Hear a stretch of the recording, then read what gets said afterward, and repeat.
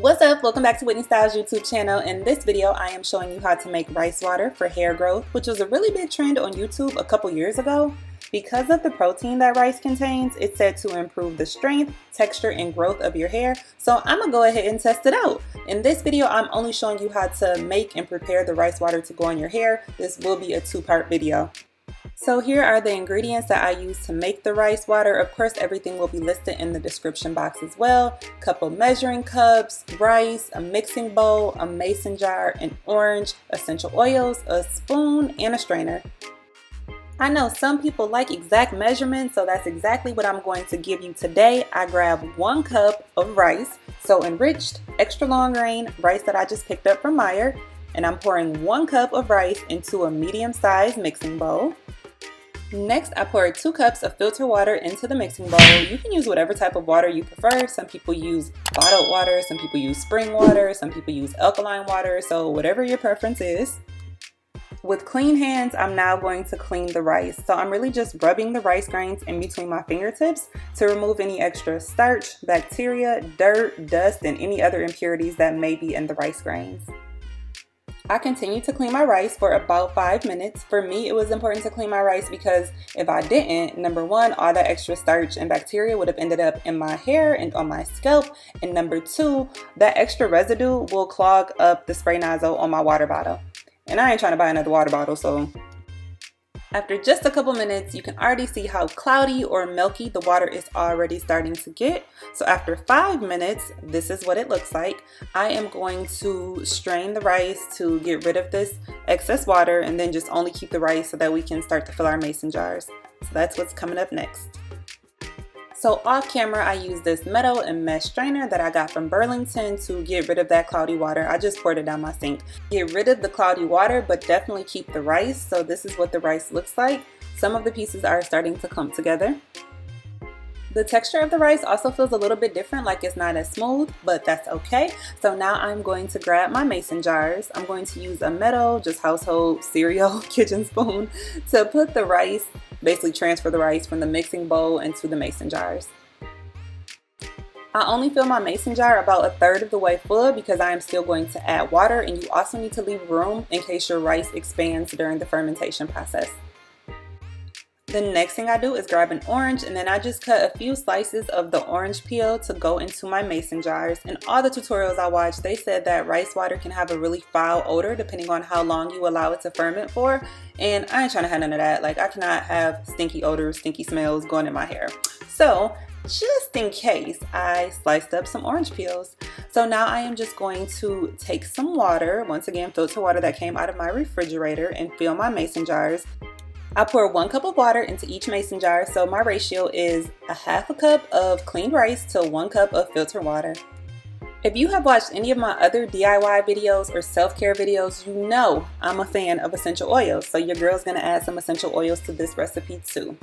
I add 3 drops of lemon to help cleanse my scalp, remove dead skin, dirt, and dandruff, and then I'm also gonna add 3 drops of tea tree oil, which is good because it has antibacterial properties and helps to stimulate hair growth. If you have other essential oils that you prefer and that you normally incorporate into your wash day routine, feel free to add those. I've seen some other people also add peppermint to their rice water, so I mean, it's completely up to you. But after that, I just stir up my rice water, make sure that all of the water, oils, rice, get a good mix and all the ingredients are fully incorporated. Not sure if incorporated was the best word to use here, but anyway, moving right along. So now I'm just going to drop a few of those orange peel slices into each of my mason jars. So once again, help the rice water have that fresh citrusy smell. And then I am going to screw on the top to my mason jars. I use mason jars to give it a nice airtight seal. I'm pretty sure these came from the Dollar Tree, but I don't really know. They were actually left over from me buying these brownie dessert jars for my cousin. The last step in this part of the process is to store my rice water in a cool, dark place to allow it to ferment for at least 2 days. There is a whole other set of steps you have to do to prepare your rice water for wash day, so that's what I'm going to show you right now. So obviously, this is a completely different jar of rice water. This jar was prepared for me by my friend Jasmine, and she asked me to participate in this rice water challenge with her and one of our other friends, so of course I accepted. I'm going to show you this part of the process using the rice water I got from Jasmine. In the first half of the video, I did use Jasmine's rice water recipe to create those 2 mason jars. The water that you're looking at right now has been fermenting for 2 weeks. Surprisingly, it does not smell bad. Like, it doesn't have any type of foul smell, scent, or odor. I know all those mean the same thing, but it doesn't smell bad, and the water is just a little bit cloudy. So I'm basically going to separate all of the ingredients from the mason jar and prepare this water for wash day. There were a few grains of rice stuck in my mason jar, so I just swirled that water around to get the remaining rice grains out.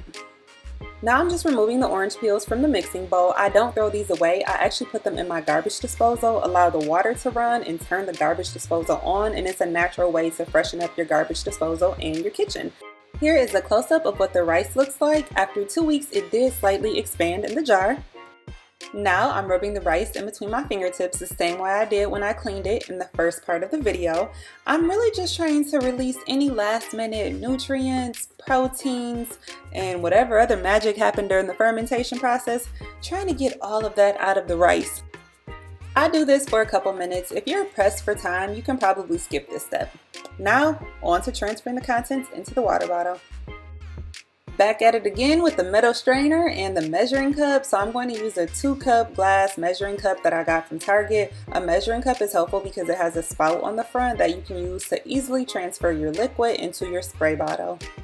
Another benefit is that these 2 kitchen tools are really close in size, so I can easily place the metal strainer on top of the measuring cup and then pour the contents of my mixing bowl without a bunch of spills. After I pour the rice and water into the strainer, I'm just going to apply a little bit of pressure with my fingertips to make sure that I got all of the water out of the rice water mixture. I'm almost done, so now I'm going to grab one of my favorite spray bottles from Amazon.com, take the top off, grab my measuring cup, and then pour all of the fermented rice water into my spray bottle. The water is still a little bit cloudy and the camera will not pick up on this, but there are tiny little particles kind of floating around in the water. So, I was worried about residue. My spray bottle will probably still be clogged at the end of this experiment. Alright, now it's time to give this rice water mixture a try to see if it really helps to improve my hair's length, texture, or strength. I did use the rice water rinse for a total of 4 weeks, and I did track my progress to compare how my hair was in the beginning versus after 4 weeks of using this mixture, but I'm not actually going to show you or tell you the results in this video. In the beginning of this video, remember when I said this is going to be a 2-part video? So the whole purpose of this video was just to show you how I made my own rice water at home. I need you to subscribe, I need you to stay tuned, I need you to look forward to my next video if you want to see the outcome of this process. So in my next video, I'm going to share the results of using rice water for 4 weeks. You got to stay tuned if you want to know if I really saw these positive benefits that other people talk about. Or if the opposite happened and I overloaded my hair with protein and it got brittle and fell out. You'll never know. You got to subscribe. You got to stay tuned. Thank you so much for watching. Be sure to like, comment, subscribe, and I will see you next time.